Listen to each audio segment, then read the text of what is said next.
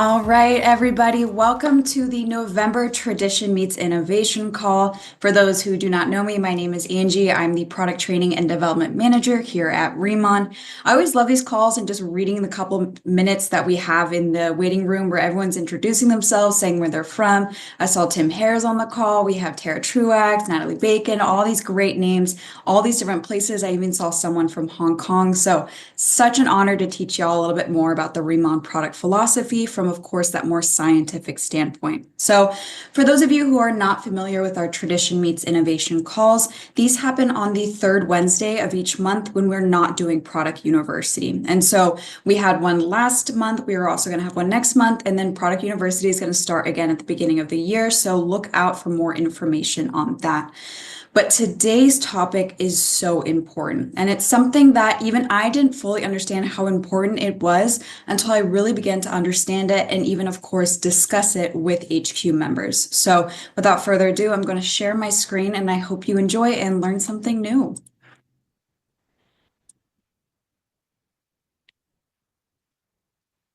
All righty. So as of course we had advertised on the flyer, today's call is going to be about nanoliposomes. Not only nanoliposomes and how they interact with our skin, but also looking at nanoliposomes and how we're creating them with the microfluidizer processor. There are a variety of different ways to create liposomes, but the utilization of the microfluidizer processor is an extremely unique tool really in utilizing this and utilizing nanoliposomes for our products. So of course, to understand why we're using liposomes, how they're interacting with our skin, we have to look at the skin. So this might be something that you are familiar with, the schematic of the different layers of the skin. But for those who are not familiar, we have three distinct layers of skin. The top layer is our epidermis, we have the central layer of the dermis, and then the bottom layer is the hypodermis. And specifically with topical skincare, we do not address this bottom layer, this hypodermis. This is made up of fat cells and blood vessels, and so we want to make sure that things are not going in that area because that means that an ingredient can go systemic. So when you are applying products to your skin, whether it's your body skin or your facial skin, traditionally it's going to interact with that top layer, the epidermis, or it's going to go into the dermis itself. And of course, that depends on the delivery mechanism and even the viscosity of your product. So all of this to say, what's really important to note, of course, is when we look at the epidermis, it's made up mainly of keratinocytes and melanocytes. These keratinocytes are your skin cells. Basically, they are the skin cells that already have a nucleus. They are alive and they're full in their size. As these keratinocytes mature, as they go through that skin cell cycle, eventually moving to the top and then sloughing off your skin, they become corneocytes. And these corneocytes create your stratum corneum. Your stratum corneum is something we mentioned a little bit in Product University and actually also in last TMI when we talked about hydration. But this stratum corneum is the uppermost layer of your epidermis, and it's more well known as your skin barrier. And your skin barrier, as I often stress, is crucial. You need it to be intact with not only cells that have all their water content, but also you have the surrounding lipid environment, that mortar that keeps the bricks together. And so these in conjunction help not only keep hydration in, but they keep irritants from penetrating on the external or the environment side. And so oftentimes, of course, when you're applying products, it's going on your epidermis. And sometimes these products will stay in those first layers. They'll stay kind of interacting with that stratum corneum or even the very top layer of dead skin cells. And that is not a bad thing. You want your products to interact with these different layers because there are different things going on in these layers. Of course, with that skin barrier, you're having that protection, that hydration, and that lipid content. And then when we go deeper into the dermis, that's where a lot of our structural support comes from. So your dermis contains, of course, blood vessels, it has your hair follicles, but it also has your collagen bundles and your elastin, your fibronectin, your fibroblasts, the things that give your skin its structural support, its plumpness, its elasticity. Most notably in the dermis is your extracellular matrix. So the extracellular matrix, or ECM, essentially refers to all that stuff outside of the cell. So things like the collagen, like hyaluronic acid, and other hydrating molecules. And so when you have products that are meant to target the dermis, traditionally these are medical grade products because they've traveled through multiple layers of the skin, but they are mainly going to address specific areas of hydration that are lodged within the dermis, or of course your collagen and elastin stores. And so, with that all in mind, and understanding that we're really looking at the epidermis and the dermal interaction when you're applying topical products, now we will take a look at our emulsions, the products we're putting on. So, this is probably the most cosmetic sciencey thing we've addressed to date, and I cannot stress enough that you don't need to know this to talk about Remon, but I think it gives a really good starting point to then talk about liposomes, because liposomes in a way very much mimic emulsions and mimic the molecules that are created by emulsions. So when you go to appreciate your skincare, you have your serums, your boosters, your mists such as the Vietin oil mist, you have your anhydrous stick balms like your Vietin multi-stick balm, but then you have your emulsions. So all three products in the Radiance M100 line can be considered emulsions. But another concept of an emulsion is the active cream. So cosmetic emulsions essentially are mixtures of two or more liquids that are thought to be immiscible or unmixable. For example, when you go to create your salad dressing and you have your vinegar and your oil and you shake it to mix it for a period, you are manually emulsifying those two liquids to create one homogeneous mixture. And of course, if you set down that bottle with the vinegar and the oil, it's going to eventually separate like you can see here. What's interesting to note is even emulsions exist in the foods we consume. Probably one of the most common ones I know of is mayo. Mayonnaise is an emulsion, and the emulsifier in that product, what helps keep those two separate mixtures permanently together, is egg yolk. So things like that is really unique to look at, that we're not only looking at cosmetics, but even in consumables, we have emulsions everywhere. But typically when we come to appreciate emulsions, it's just the general concept of a water and oil substance that is mixed together and maintained as a homogeneous mixture by the inclusion of an emulsifier. And again, a lot to know and things you don't need to know. But again, this is important to kind of really understand the dynamic possibilities of formulation and of formulation science. Not only can you have oil in water emulsions, you can have water in oil emulsions, and those are two different things, and they have different textures, different viscosities, and can create different interactions with the skin. You even have oil in water in silicone emulsions, in which now you are mixing three immiscible liquids together into a homogeneous liquid. All of that being said, if we look at the schematic below here, we of course start with our two immiscible liquids. We have water and we have oil. The mixing occurs in which we have the oil and the water now existing in a singular vat or a singular unit. And when you emulsify, the oil is trapped into the inner phase. And so when you emulsify or create an emulsification, you have an inner phase and an outer phase. And so in this instance, the outer phase is the water phase. The inner phase is the oil. And this will always maintain its homogeneity, this mixture, it will never separate because of the utilization of that emulsifier. And so something like an oil in water emulsion, when the oil is on the inner phase, typically has a luxurious break to the skin. As you're rubbing it in, that oil bursts, so to speak, microscopically, and you really feel those oils hydrating your skin.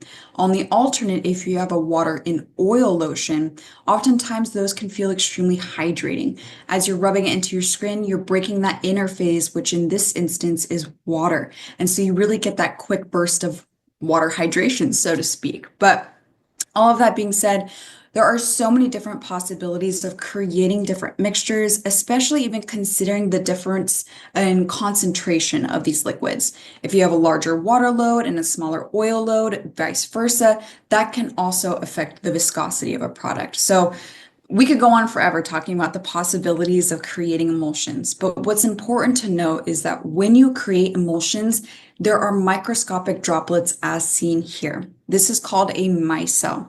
And so what the micelle is in this instance with an oil in water emulsion, is a droplet of oil protected from that outer water phase by a phospholipid layer. And so this phospholipid layers, as you see here, is created by these little phospholipids that are the emulsifier. So the emulsifier has a polar head and a nonpolar tail. And that nonpolar tail orients itself around that oil droplet because like attracts like. And that polar head, which is also, of course, water is polar, exists in that external environment. And so it protects the oil from otherwise separating or creating the distinct layers again. And so these droplets are typically 100 to 1,000 nanometers in size. And of course, the size of these droplets thusly depend on how these products interact with your skin. And if there are any ingredients in that interface, in that oil phase, that can also interact differently with the skin depending on the size of these droplets. So all of this is important to note specifically for this droplet that we've pointed out, this micelle. When we, though, finally come to appreciate how emulsions are actually absorbed, these large, thick emulsions, think like Eucerin, or I'm trying to think of something that's just a super thick, even thicker than the active cream, thicker than the microfluidizer cream. Super thick lotions tend to sit on top of the skin. The droplets are too large that when you break them, they really just fortify your stratum corneum, that top layer of your epidermis. And that's good. That is activity that we want, that reinforces your skin barrier, keeps hydration in, protects it from irritant penetration. But when we're looking towards other activities, you want to address hyperpigmentation, fine lines and wrinkles, you also need droplets that are smaller so that they can go further into the skin. That's why you tend to have products of differing viscosities in your routine. You might have a sprayable booster, a serum, and then of course a cream to finish, because each of these have smaller and differing sizes of droplets that can interact with the skin. So as I've said here, serums or thinner creams tend to have smaller droplets, which can enhance absorption. It can go a couple layers deeper into the epidermis to begin addressing layers beyond the stratum corneum. Furthermore, as I've mentioned, when you rub in an oil and water emulsion or a water and oil emulsion, oftentimes what that can do is actually leave an ingredient to fend for itself. Basically, once you break the emulsion into your skin, some of those ingredients are not going to be able to accurately penetrate into the cell or into its desired environment because it's not carried by anything anymore. It's otherwise been freed to the environment because you have mechanically broke that droplet, that micelle. And so this is also something to note when you are considering ingredients, in considering their delivery and how robust you want that delivery to be, where you want that ingredient to travel. And so with that in mind, and again, I'm going to go back just quickly to highlight that ingredient, that micelle, which is the phospholipid layer surrounding a nonpolar environment, we now can drop to liposomes. So liposomes were actually initially introduced in the pharmaceutical industry as a mechanism of enhancing the transdermal absorption of topical medications. And the reason I kept pointing out that micelle, which is involved in emulsions, which we come in contact with every day, whether you have salad dressing or your active cream, we are looking at the liposome now in the sense that it has not only one, but two phospholipid layers. So with the micelle in an emulsion, you have one phospholipid layer that is protecting that oil droplet or that interphase from the outer phase. In this instance, the phospholipid bilayer is interacting with itself. The non-polar tails of those phospholipids are facing each other, and this entire area essentially creates one environment. And this environment is non-polar. This is where you can put oil-soluble ingredients, is in this environment. Then, of course, you have the polar heads facing inwards, which creates a small capsulated polar environment inside the liposome, protected entirely from the external phase. And in this water phase, you can put water-based ingredients that are intended to be deposited into the cell. So the liposome not only is able to carry both water-soluble ingredients and oil-soluble ingredients, but it is able to actually resemble the cell membrane because of this phospholipid bilayer structure.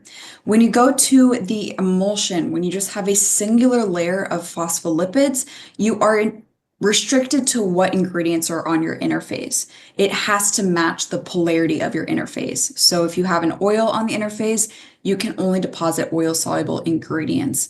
But here we are able to not only have both oil and water-soluble ingredients in a liposome, but we're able to more accurately deposit that ingredient to the skin cell because it matches the cellular membrane. Skin cells and their cellular membrane itself is made up of a phospholipid bilayer. And so this allows the liposome to attach to a cell and to easily drop off an ingredient as a sort of vehicle, so to speak. Furthermore, if a liposome were to break apart and not successfully deliver an ingredient, those lipids themselves can actually also refortify your stratum corneum and your lipid layer, which is that environment surrounding the cells. And so liposomes are just fantastic. Not only are they born from kind of medical ingenuity, but they have fantastic possibilities for ingredient deposition and to also just maintain the general health of the skin. And so in appreciating them in the cosmetics realm, liposomes are most often used to not only enhance the retention of active ingredients, but to enhance your formula stability. And of course, most importantly, as I've mentioned, they enhance physiological durability. This is a lot, but what do each of these things mean? So first, with that first topic of enhancing the retention of active ingredients, with the purposeful inclusion of ingredients into these liposomes, you can maintain those ingredients in their whole form, their whole molecular form, further as it travels into the skin. Certain times you have ingredients, probably one of the most notable I would say is vitamin C, that are extremely unstable. And so a lot of times vitamin C will actually be liposomally encapsulated so that it can stay as a stable active ingredient as it travels through the skin. But furthermore, when I actually jump to this third point of enhancing physiological durability, this looks at the stability of a whole for a formula. Oftentimes, when you look towards the inclusion of an ingredient for a desired benefit to the skin, many times the absorption of that ingredient is hindered because the actual outer phase, the actual formula itself, is not a good carrier. And so with the inclusion and utilization of liposomes, you are able to enhance the entire durability of the formula itself, making sure not just one ingredient, but many ingredients reach their target areas and do not degrade as they travel through the skin. And so with that in mind, enhancing formula stability is crucial. If you have an unstable formula, not only can you not predict the efficacy of the formula, you can't predict the safety of the formula. You don't want raw materials just existing on their own or, in direct contact with a specific area if it was not initially intended to. And so oftentimes, liposomes are utilized to actually decrease the therapeutic effect of certain ingredients that on their own would not reach their target areas and would actually hinder something within the skin because it didn't reach its target area. And so as you can see here in this schematic, there's a variety of different ways in which liposomes can interact with the skin. You can have a liposome that is essentially created to have a sustained release of a material or of an ingredient. This is typically seen in the pharmaceutical application of liposomes, where you have a sustained release of a medication. The second possibility of a liposome's interaction with the skin is membrane fusion. And that's what I mentioned on the previous slide, in which the mimicking of the cell membrane that the liposome has is able to just essentially attach to the cell and let all these ingredients enter the cell. And so we also have deformation, where it just travels through the skin as a whole intact liposome, and then follicular uptake, where it actually travels to lower layers of the skin via the hair follicle. All of these are so many different possibilities. And again, this goes beyond the the cosmetic realm and also into the medical realm. So specifically in the appreciation of liposomes, we are just looking not only for an enhanced absorption of ingredients, but enhanced formula stability. So, my light just turned off. So really we are appreciating a formula that is targeted and it's efficacious, but it is also safe. And so we come to appreciate Radiansum 100 in our discussion of liposomes. So Radiansum 100, that 100 stands for 100% liposomal. Every single ingredient, every corner of this formulation is not only a liposome, it's a nanoliposome. And so we wanted to create a product that not only was genuinely efficacious and was reaching the targeted areas that we wanted to target, but that it was still safe in its targeted efficacy. And so with these three products, we specifically tout that they are microfluidized. You have your microfluidizer toner, your ampule, and your cream. But that itself has a connotation that is extremely unique to Riemann's formulation technology, but extremely novel as well. And so that microfluidization is a specific mechanism to utilize to create those nanoliposomes. And there are a couple of other ways to create nanoliposomes, but microfluidization specifically was also still mainly used in the pharmaceutical industry. So alone, Riemann just using a microfluidizer processor is extremely novel. But we went, of course, above and beyond and made a 100% microfluidized formula, which is even more unique. And I'll express that more on the next slide.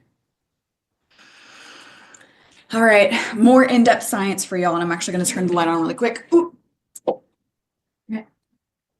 So with that all in mind, when we go to look at the microfluidizer processor, this is an extremely complex piece of machinery. And so what it does is it functions on Bernoulli's principle. And for those of you that saw my Riemann days from this week, this might be familiar to you. But Bernoulli's principle is a physics principle revolving around the idea that exposing a starting media to extremely high pressure and then drastically decreasing that pressure will drastically increase the velocity or speed of that starting media. And so we utilize that to force a formula into nanoliposomes, and we do it through this system. So you start with your starting media. In this instance, we would just put in a raw radiantsum formula. That's the radiantsum toner formula going into this starting container. It is then flown through the microfluidizer processor, at which it is exposed to extremely high pressure at the intensifier pump. As it continues to travel through the microfluidizer processor, that pressure is drastically decreased and the speed is drastically increased of that formula and of the particles in that formula. And that speed and all those fast particles move into the interaction chamber. This interaction chamber is extremely unique because you can actually modify what it looks like geometrically inside. And so what's unique to us is our specific pattern of that the geometry in the interaction chamber. Other companies will have a different geometry to create different nanoliposomes or different sizes of liposomes. We have a specific one that allows us to create those nanoliposomes of entire formulas. And so when it's in this interaction chamber, not only is it hitting the walls of the specific geometry in that interaction chamber, but they're also hitting each other. And something called cavitation occurs. Basically, the media just starts to form these tight little microscopic molecules, these nanoliposomes. And you're left with, of course, the end media being a nanoliposome. And so as you can see here, your starting media can be anything. It can be a lotion, a toner, an ampule, as we all know with the radiantsum formulas. And the starting size can vary vastly. But in this specific instance or the specific example, we have a starting media of 500 microns. By the end, after going through the microfluidizer, it starts at 740 nanometers. So just microscopically smaller in size. And so not only can you see that in this graphic, but you can also see how uniform they are in size. And that too is important in the uniform deposition and absorption of ingredients into the skin.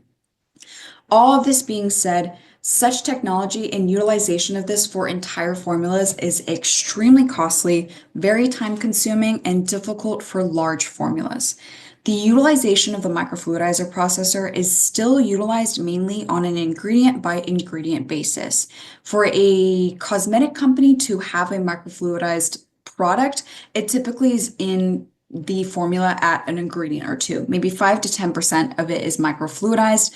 A lot of times medical grade products will do this, well, they'll have one main performing active microfluidized for absorption. Otherwise, it's still typically used in the pharmaceutical industry. It is very rare to not only see multiple ingredients that are microfluidized, but an entire formula microfluidized, and one that is stable. And so that is crucial as well. We wanted to make sure that we employed this cool technology, but that we maintained a formula that was usable and still efficacious upon application to the skin. Thusly, the creation of the Radiansum 100 nanoliposomes. So that microfluidizer processor creates those nanoliposomes of entire formulas. This not only enhances absorption of these formulas, but enhances efficacy in kind.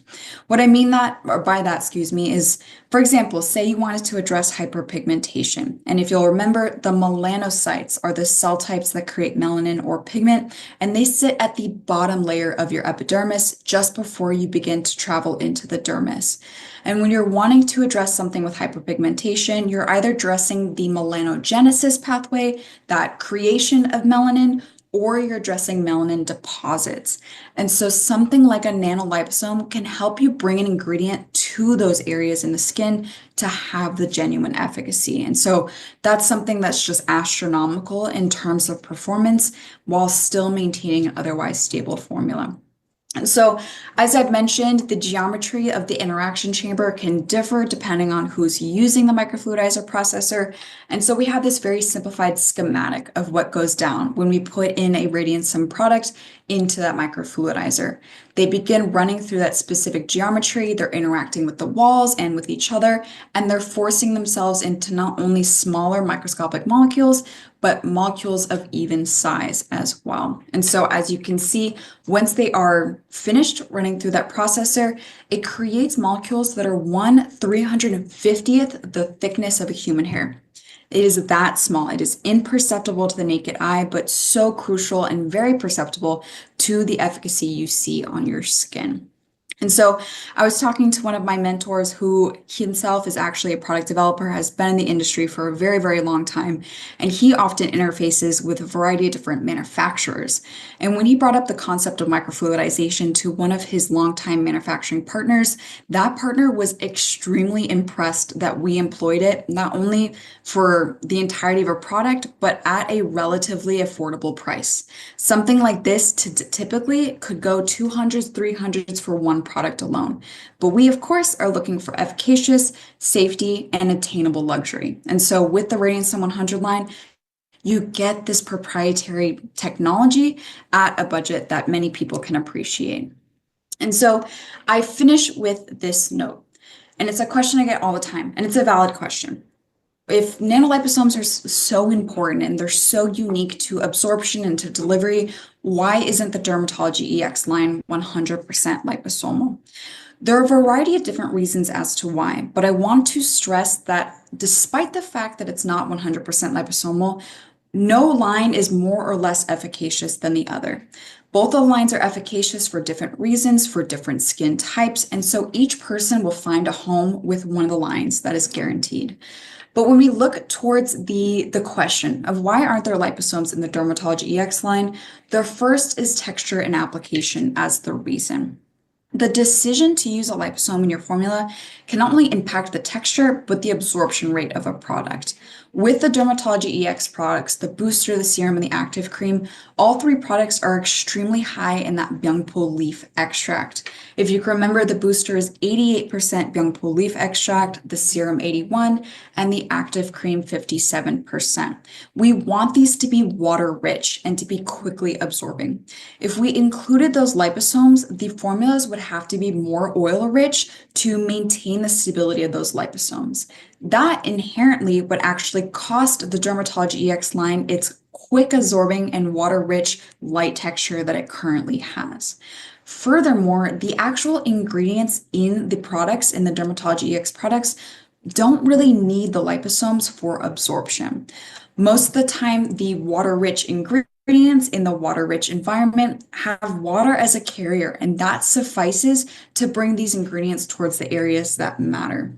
And so, as you can see with the second point, ingredient compatibility. Some active ingredients may work synergistically, others may not. And sometimes you simply don't need it for a formula to otherwise be absorbed into the skin. And so with the Dermatology EX line, you have things like hyaluronic acid, of course, the byungpul, you have various vitamins and antioxidants. all that are water soluble in a water-rich environment. That is the perfect story on its own. It's not to say that certain ingredients in any of these products aren't liposomal, but that is merely by design and by raw material sourcing. The 100% liposomal nature is exclusive to the Radiance 100 line because that line is much more oil rich. You have that expectation of not only the application and that sensation, but of course of that slower absorption and of the advanced nature of that line. You want that targeted activity for hyperpigmentation or to reduce the appearance of fine lines and wrinkles. And with that, we end our discussion on nanoliposomes. And I completely acknowledge that this was dense. There was a lot of information, a lot of fantastic information, but stuff you might not think about every day. And I totally understand that. What's most important to take away from this is the novelty of the microfluidization process and the fact that Remont has employed it in the entirety of our Radiance 100 lines. This allows us to not only reinforce the difference, the Remont difference we always talk about, but to reinforce our commitment to technology. And so on the flyer, I put, let's talk about the main concept of tradition meets innovation. And when we say tradition meets innovation, we're often talking about the traditional being our heritage ingredients, that Jeju lava energy water and the byungpo leaf extract. And when we talk about the innovation, it's about nanoliposomes. It's about the microfluidization because it is so key and so crucial in not only setting us apart, but experiencing that difference with our product lines. And so I thank you so much for the patience of listening to me take you through a cosmetic chemistry course, but I hope that it allows you to appreciate your products a little bit more, even understanding viscosities and emulsions. Maybe you want to go make some of your own mayonnaise, I don't know, but I hope this was an enjoyable call for you. And without further ado, I will see you next month for the next TMI call. See you then.